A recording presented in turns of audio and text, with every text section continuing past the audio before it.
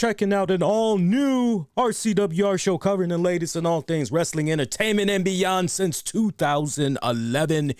Here we are for September 28th, 2021, and we are talking about that good old NWA Power! Yes, I love the fact that we are here live after NWA Power went off the air. We're still dropping episodes Tuesday nights, but it's been a couple of hours after the episode has already aired and everything. So, but I do appreciate you guys that always go out of your way and you check out the NWA recaps. Really means a lot. I know we put that poll out, what was it, last week or the week before, where I was toying around with the idea of taking our NWA coverage and jamming it into one show on Tuesday nights, just talking about NXT, NWA, and some other little trinkets of stuff.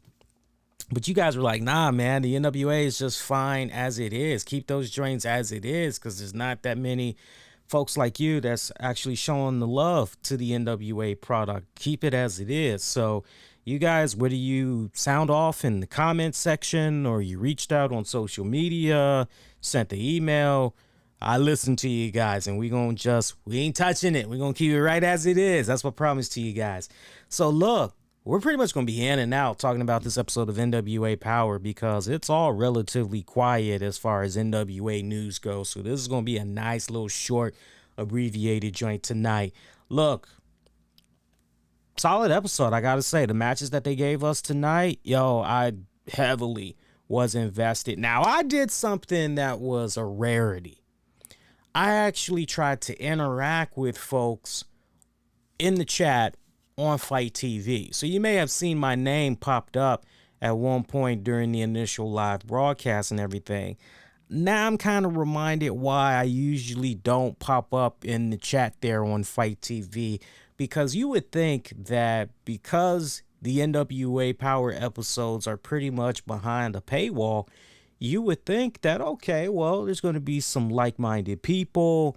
Everybody's just kicking back, getting together. Everybody that's here, they love the NWA product, and but there were actually a decent amount of trolls that were in there tonight, and I was just kind of not really feeling that. So I pretty much rolled out after about, I would say, 5 minutes just of the chat. But I'm reminded now why I usually just blow up the screen so that I don't have to worry about what's going on in the chat, right? The one time I'm like, okay, let me see what's going on here in the chat. It's like, yeah, nah, I'm good. Interesting developments came down for this week's NWA Power, man. I mean, man, we saw Nick Aldis, and I've been talking about this with a passion ever since the NWA 73rd pay-per-view, that Nick Aldis is probably going to begin to turn a new leaf. He's going to turn a new page, a new chapter in his life, where we're going to see probably a humbled Nick Aldis. We're probably going to see a Nick Aldis that, is going to try to be a good guy from here on out and everything. And just how exactly was that going to gel with members of Strictly Business? And I even toyed with the idea, could it just be a mind game that Nick Aldis essentially plays, or has he truly seen the light, so to speak, right? And finally, it really came to a head tonight. And I thought the placement of that whole segment with Nick Aldis to pretty much open up this week's NWA Power, awesome touch. I loved it because it was essentially that hook, line, sinker, good way to reel you in and get you sitting tight for the rest of the episode and everything. Loved it. This episode ran about probably, I would say, now I did rewind a couple of times, but I want to say this episode ran about at least a good 50 to 54 minutes, give or take. So pretty good, pretty good little length of a joint. So we kick things off. We got Joe Galley, Velvet Sky. We've got Cal Davis. Cal Davis sitting in for Tim Storm, and for very good reason, because the very first interview was with Strictly Business, and to handle those responsibilities was the veteran Tim Storm. And Tim Storm was trying to get word from these guys, hey, what's going on here? Why did you guys attack Melina? Like, please, you guys gotta, explain yourself here. What's going on? Why did you attack him? Why her? Why did you attack Trevor Murdoch? What's going on with you guys? And Tom Latimer did not take to the questioning from Tim Storm, and he pretty much chewed him out. On the one hand, though, he did address the question. He said, look, Murdoch's been a thorn in our side for a very, very long time. It's been a good while now. And he admitted that they've had some slip-ups in Strictly Business, right down to the point. Some of them are kind of lacking championship gold and everything. Mistakes happen, such as the mistake that Tim Storm made, which Latimer brought up. He said, don't you ever ask me a question again, you miserable old fart. And I just like the way he delivered those lines with that accent of his. Don't you ever question me again, miserable old fart. I just love the way sometimes that dude talks, man, because it's just the way he has that delivery with words. I just fucking love it. And that was probably the worst Tom Latimer impression you guys have ever heard, but it's all good. But Latimer continued to chew into Tim Storm, pretty much telling him, yo, you want to bounce? What's up? Because look at you. You're outgunned. You're outmanned. You're outnumbered. What's up? Tim Storm did not give a hoot. He took off his jacket, and the way he took off his jacket and pretty much went into the ring just kind of gave me flashbacks of Ric Flair. You remember when Ric Flair used to get so bothered? What's that? Just rip off the jacket and just go in there. Love that touch. But Tim Storm was ready to throw it down. I love the touch of Joe Galley dropping his headset and so concerned there for his friend because he realizes that it is a serious numbers game, not in favor here of his colleague and Tim Storm, that he just says, no, not on my watch. We can't have this go down. He actually, little tiny Joe Galley, he actually rushes over and he's taking turns trying to get the men to not do anything. He's like literally that barricade. He's getting in front of them. He's trying. Of course, they're pushing him to the side and all that. He's trying, but he pretty much, I like that. That was a nice little touch. It's nice seeing Joe Galley get a little bit more involved here. I really, really like that. And, not for nothing, but it definitely makes you wonder going forward if we're going to see a little bit more of maybe Joe Galley getting kind of caught up in the mix there, right? So loved all of that. You got officials that were trying to come out and handle this, but Tim Storm in that ring. And man, the way Strictly Business just surrounded that ring, they were ready to pounce. I mean, if you've watched enough National Geographic over the years, it was one of those, okay, there goes that nice hippo. Look at that nice, juicy looking hippo, and the lions are basically surrounding that hippo, and they were about ready to pounce when all of a sudden, out of nowhere, Nick Aldis runs into the ring. And he's literally saying, stop, and looking at every single member. He's looking at Camille, and I like the way he was kind of looking at Camille there, because the way he looked at Camille, it was kind of like, come on, after everything that we've been through here, like, come on now, seriously, you really are going to do this?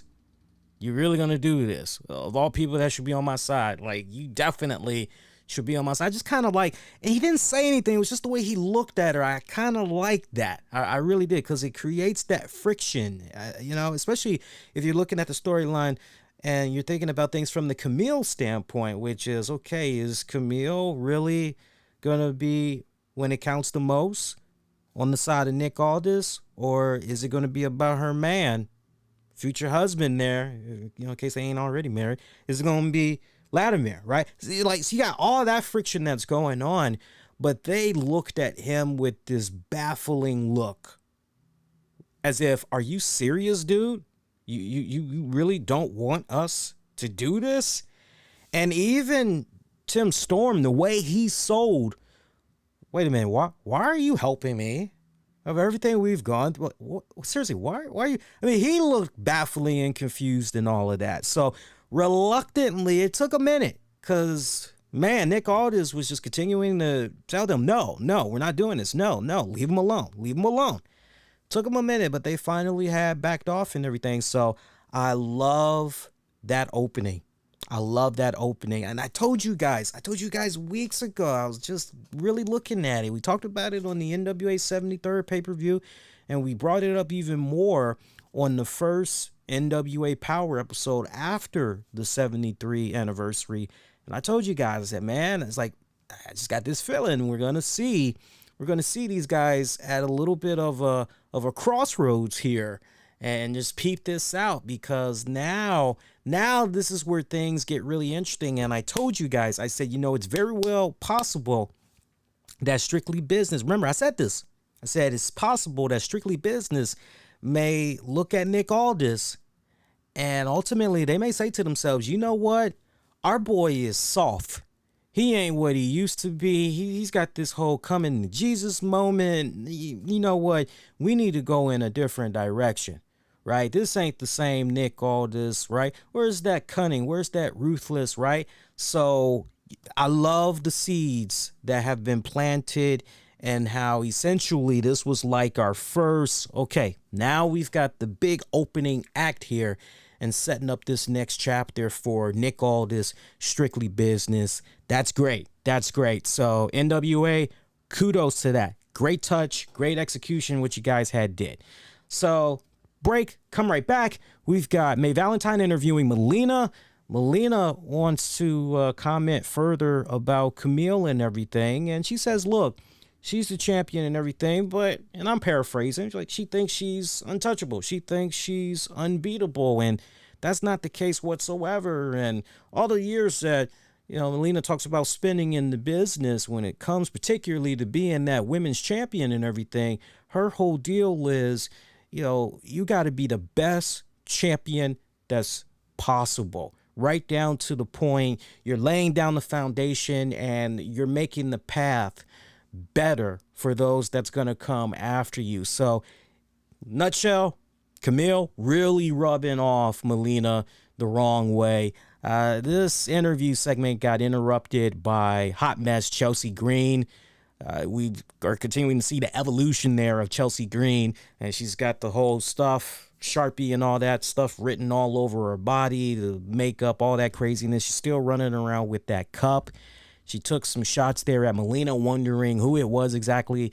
Did Melina defeat? Did she ever beat multiple women, particularly to win a tournament like she did, Chelsea did, as she beat 9 other women, of course, right? Going back to the whole empower and everything. And that interview just pretty much ended that way, as May Valentine pretty much just cut it off. But one thing to take away from that, Chelsea Green said, hey, if it would have been me, I probably would be the one to go on and beat Camille. So interesting little dynamic that we got going on right here. So on the one hand, while we got Melina that is trying to get, ultimately we see where this is going. It's going to be Melina and Camille.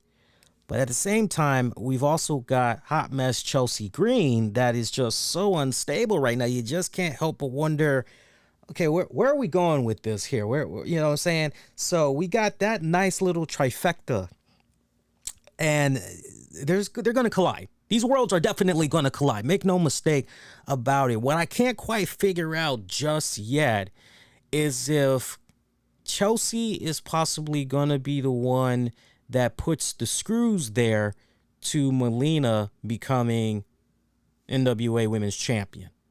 And then if that's the case, then it basically, the backlash from that, the aftermath of that, it essentially becomes Melina tied up with Chelsea Green while maybe Camille goes on to a new opponent. That's what I can't quite figure out right now. So it's still pretty early. We got to get a couple more episodes in here to really get an idea what's going on here. But loving the continuation there of NWA reintroducing hot mess Chelsea Green. Good touch right there. First matchup of the night, Luke Hawx, PJ Hawx, father and son. Always been a fan of Luke Hawx, by the way. If you checked out the Monday night edition of the RCWR show, I definitely had mentioned him because if you guys saw the Dark Side of the Ring episode on Chris Kanyon You know, he was featured at great length and everything because Cyon was his friend and all that. But I've always had respect, a lot of respect for Luke Hawx. You know, it's been a good minute since I've seen what he's been doing down there with his respected wrestling promotion, the Wildcats promotion. I really gotta see, you know, what's going on over there at his end and all that, because I know he does a lot of good things down there with his respected promotion and all. But father and son Hawks were in action against the God, JTG, Colby Corino. This was your one and only for tonight. This was your one and only tag team title match. Try saying that 10 times fast here, but your tag team quarterfinal tournament match. Yeah. Great chemistry, excellent chemistry between particularly JTG and Luke Hawx, two of my all-time favorites right there. They really, really were the showcase in this tag match, and they really brought out the best in one another, right down to the point, man, I'm telling you, and you know it's just a matter of time before you just know it's a matter of time before JTG becomes either a TV champion or a world champion. You know, it's just a matter of time. But I would love to see, under the right circumstances, Luke Hawx, JTG, one-on-one, let them dance for about 15, 20 minutes. That would be an instant banger classic of a matchup. But excellent chemistry here in this tag match. And, yo, I got to give Luke Hawx's son a lot of props. I got to give PJ Hawx a lot of props. The young man is coming along. He got some nice moments right here where he was able to show off. And I tell you, he just gelled so well. I mean, he was smooth as butter in this matchup, right? And you really got to, that's a big testament to his dad. It really, really is, because since I've been watching PJ Hawx so far, he has just really been going in there. And when it counts the most, yeah, look, we can admit, as far as the promo stuff, you know, but it's still early. It's still early. You got to give the young man time and everything. But you see the potential that's there and the opportunities that PJ Hawx has had, particularly, you know, these past several weeks. He's really seized the opportunities. And I tell you what, this week, PJ Hawx definitely was representing right down to the point. I love the fact that as far as getting the victory for the respected team, I love the fact that it was PJ Hawx that got the dub there for father and son. I love that. And he pinned Colby Corino. We gotta make sure we also stress that. He pinned Colby. So a little bit of friction that was going on there too between JTG and Colby. Colby wasn't down with the whole kind of Ring of Honor handshake type of deal. He wasn't down with that when he saw JTG shaking the hands there of Luke Hawx. He's like, we ain't got time for this. What the hell you doing? We ain't got time for that. Like, come on, beat his ass. Let's go, right? So father and son advancing. I can't help but wonder, coming from out of this, if we're going to see Colby Corino in a position now where he maybe takes some jabs there at JTG, something along the lines of, you know, we had this, but nah, JTG, he wants to be all goody two shoes. He wants to be shaking hands, kissing babies. I can't help but wonder if he's going to be taking some type of cheap shots at JTG, because, hey, nah, we should be the ones that should have advanced. It shouldn't have been them punk ass Hawks father and son. What the hell, right? And if what'll spawn from that is a match between JTG and Colby Corino, can't help but wonder that. We gotta peep that out. I would not be surprised if maybe that's something that's in the works in the coming weeks. We did hear from Cyon. Cyon had it short, sweet, simple of a message to Tyrus. Tyrus, as far as Cyon is concerned, Tyrus needs that TV championship. Cyon, on the other hand, he wants it. And as far as he's concerned, there is nothing that is more dangerous than a person who has nothing to lose but so much to gain. He brings up the fact that Tyrus has a family, particularly he has children. He wants to be home with his family and all that. Cyon does not have those problems whatsoever. And as a result of that, his mind is completely invested on the business. That's all that he is thinking about. That's all he is. Eat, sleep, and breathing. That is it. So he promises that he is going to be taking away that championship from Tyrus. Interesting, the date that Cyon mentioned. I don't know if this was a error or what, but, and I rewinded to make sure I heard this right, but Cyon said December 4th. And I'm thinking to myself, wait a minute, that's a pretty damn long time. December 4th, that's, don't you mean coming up maybe October? You know, don't you mean maybe by the Any Means Necessary pay-per-view is when you're maybe going to be looking for this match? So I'm hoping that was an error, but I promise you guys that got access to NWA Power, you go back and you check out this week's episode. He said December 4th, and not for nothing, but right before the show, I did go make sure that I was aware of any updated NWA news and all of that, and I'm not seeing anything for December 4th. So I kind of assumed that was maybe an error, or maybe Cyon kind of misspoke there. I don't know what was going on, but I give the brother a pass. Good little promo. From there, we go to Cal Davis. Cal Davis is interviewing Black G's, Jordan Clearwater, Tyrus, Austin Idol. They're pretty much reacting to the words from Cyrus. And it pretty much was simple. Austin Idol kept it sweet, short, and simple. If Cyon is that stupid enough to cash in his opportunity there on Tyrus, he's a dead man, and he is stupid. And they promise they're not just going to beat him. They are going to destroy him. They are going to seriously hurt him. They are going to seriously hurt him big time. That was pretty much their message. They're going to take him out. They are going to do everything to take him out. It ain't about defeating him. They are going to take him out. And in the process, they are going to embarrass him, as well as afterwards, they're going to rip off his mask and expose him to the entire world. Tyrus kind of alluded to the fact, though, that he feels that there is some type of history between himself and Cyon. He can't quite put his finger on it, but in either case, he promises that he's gonna hurt him. He's gonna hurt him. Second matchup of the night, Allison K taking on Genocide. Two of my absolute favorites. Love these girls. Love these girls tremendously. Excellent matchup between these two. Genocide picking up the dub, courtesy of Lady Frost coming down there, jumping up and down, clapping. Allison K wondering why the hell is Lady Frost even down there and causing all of this hoo-ha. That little bit of a distraction was more than enough for Genocide to capitalize, pretty much get a roll-up victory as a result of Genocide picking up the dub.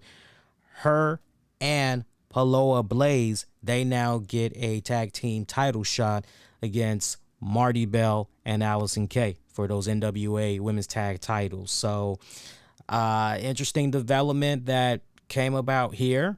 Phenomenal match, though. Phenomenal match. I was heartbroken because first to come out was Genocide. I'm going, hey, it's my girl Genocide. And then when I see Allison K come out, I go, shh, not my girl Allison K. It's like, that's like making me choose between my, which kid do you like more? You know, you like your son or you like your daughter, right? It's like, please don't put me in that position. Please, no, that's a difficult choice. No, left Twix or right Twix? No, please, no. Great women's matchup, though. That for me, truly one of the main highlights for this show tonight. But the first two matches, bangers, definitely bangers. We hear from La Rebellion. La Rebellion are being interviewed by May Valentine, and they're actually, still there. At least the footage that was shown, you're going, oh, these guys are still in the USA. Okay, because remember, La Rebellion, they said, yo, ain't nobody here in the NWA to challenge us. We're just going to go on ahead and we're going to go down to Mexico. Y'all could figure out whatever tournament, all this other crap that you want. We're going to be down in Mexico.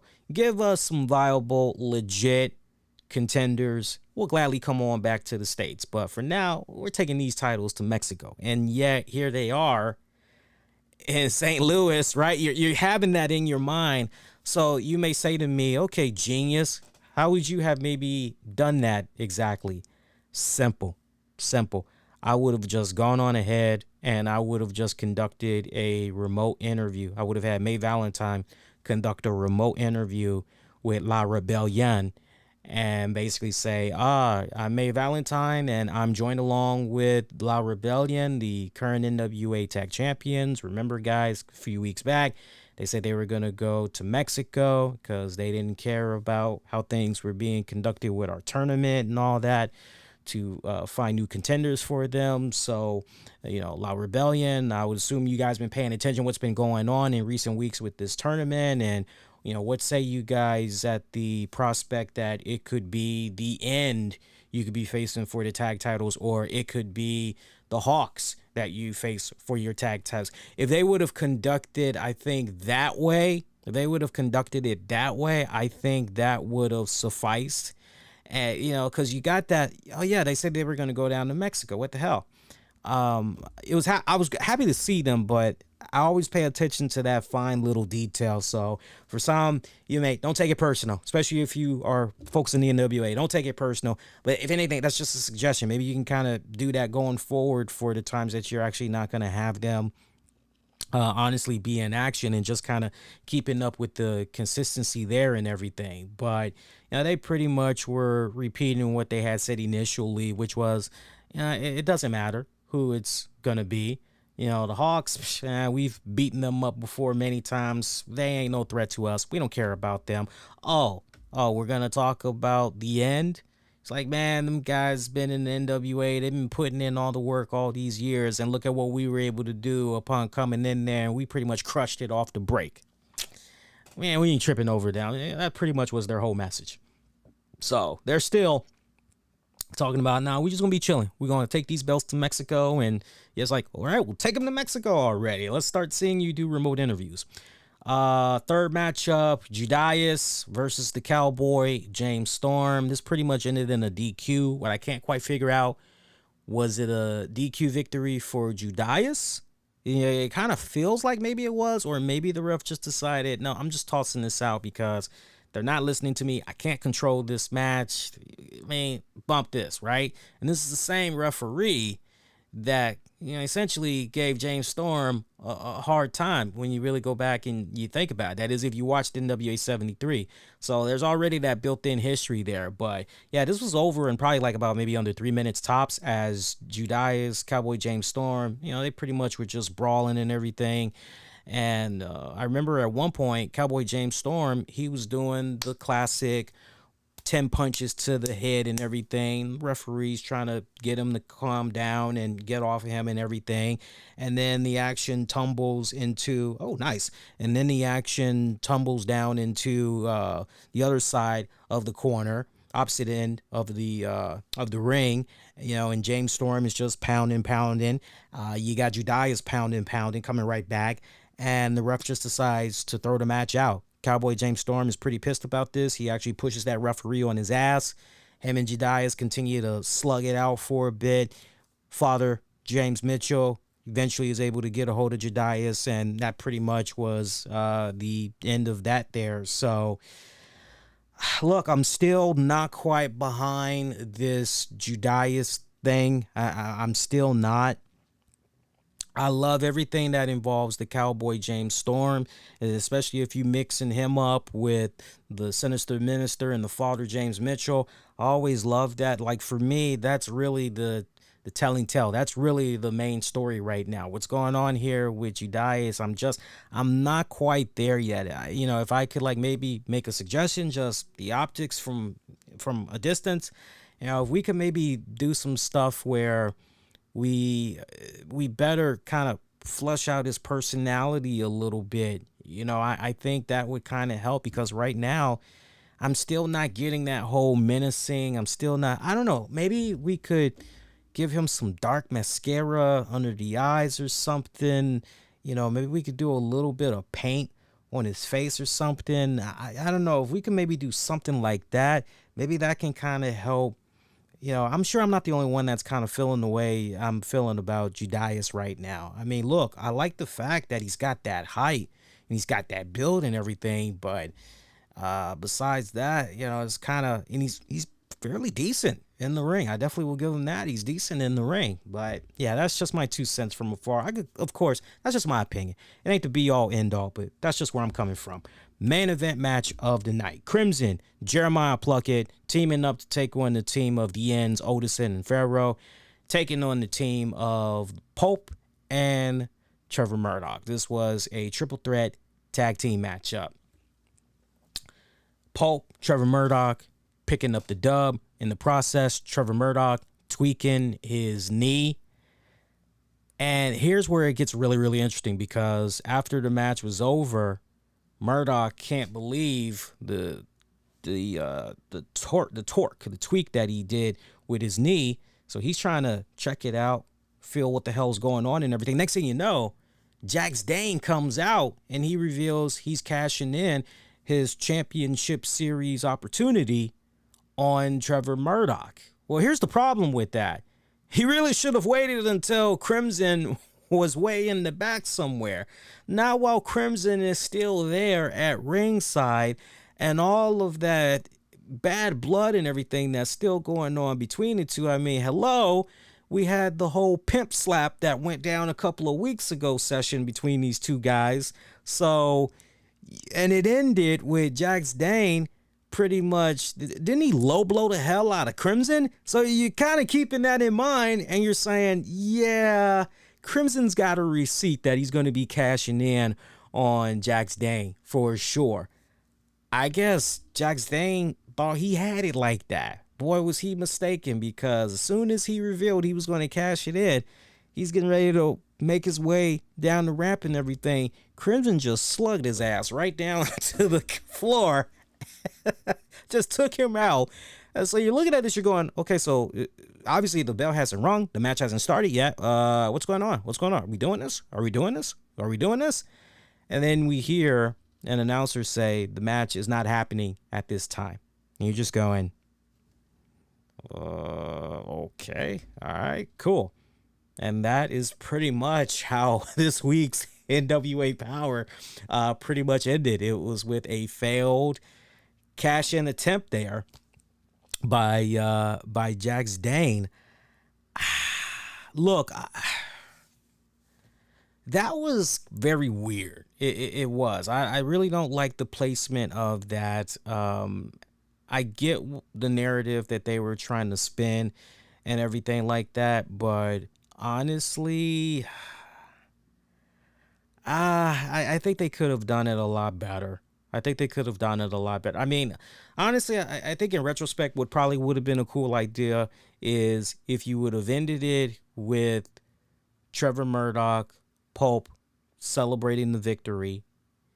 And then if anything, maybe come back to the next episode of NWA Power and show that, hey, we want to show you some stuff that had went down that you didn't see after last week's episode concluded. It had involved Jax Dane coming out, trying to cash in his championship series opportunity. And I think if they kind of would have maybe done it like that, I don't know, maybe, but it just felt like, the best analogy I could use, you're trying to make a really good dish and it tastes just right. The seasoning and all that is perfect. But then somebody comes along, they're tasting it and they go, oh, you're missing this and you're missing that and you're missing this and you're missing that. And they add those ingredients. And the next thing you know, that dish, all of a sudden, it ain't banging anymore. I just kind of felt like it was a slight overkill that they had did. Yet at the same time, I respect and appreciate the fact that they were trying to definitely, hey, look, Trevor Murdoch, you know, he's got a target on his back. And as I always like to say, the hunt is on, right? And he's the prey right now. So he's got challenges coming to him, you know, from all fronts. And I will say this, it's nice to see that of the respected teammates that won that championship series, it's nice to kind of finally see the ball get rolling a little bit on, okay, who exactly is going to try to cash in here and everything. So at least we're now kind of, getting to that point and everything. But obviously, we got that bad blood that's continuing to brew there between Jax Dane and Crimson. And it's safe to say at this point, Crimson is going to continue to make Jax Dane's life a living hell until they are able to just settle things once and for all. But at what cost? At what cost? And most importantly, is it going to come right down to the point where when Jax Dane does cash in that championship opportunity, is Crimson going to be right there ready to spoil that moment? Screw him out of that opportunity. And, you kind of feel as though maybe that's eventually how things could potentially play out. We'll have to wait and see how it goes. But solid episode of NWA Power for this week, for sure. Solid episode for sure.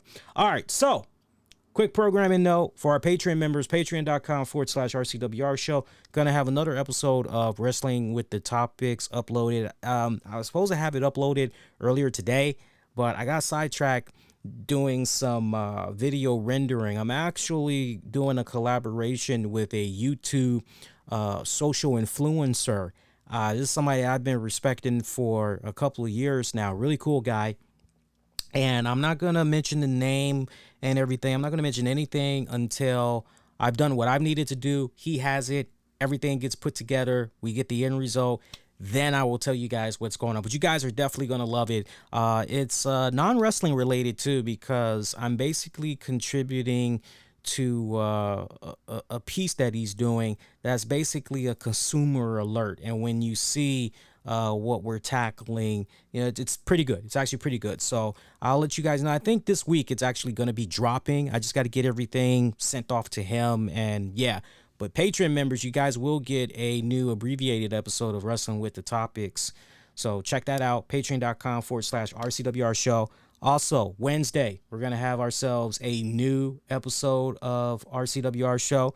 We'll be live at 10 p.m. Eastern as soon as Dynamite goes off the air. We'll talk Dynamite, points from NXT, latest in headlines and beyond. So make sure you check that out. We're checking out the number of episodes last night, and I think the Monday episode that we just put out, I believe my numbers are kind of off, but I believe that is episode number 864 that is out right now. So yeah, we're pretty close to getting 875, pretty close to getting that 900th episode mark. So I'm actually pretty excited for that. For all the very latest, make sure you follow me on Twitter, Facebook, Instagram. Use the keywords the RCWR show. As you saw that little notification just now, if you haven't done so already, make sure you hit that like button. That's a awesome superpower that you guys have when you do that. You help put more eyeballs on our content. You help build our community even more. Appreciate that in advance. Check out episodes available wherever you get your podcasts, available for on demand and on the downloads. And until next go around, wishing all y'all to be safe. Most importantly, be kind to one another. See you guys Wednesday night. Y'all take care. Peace.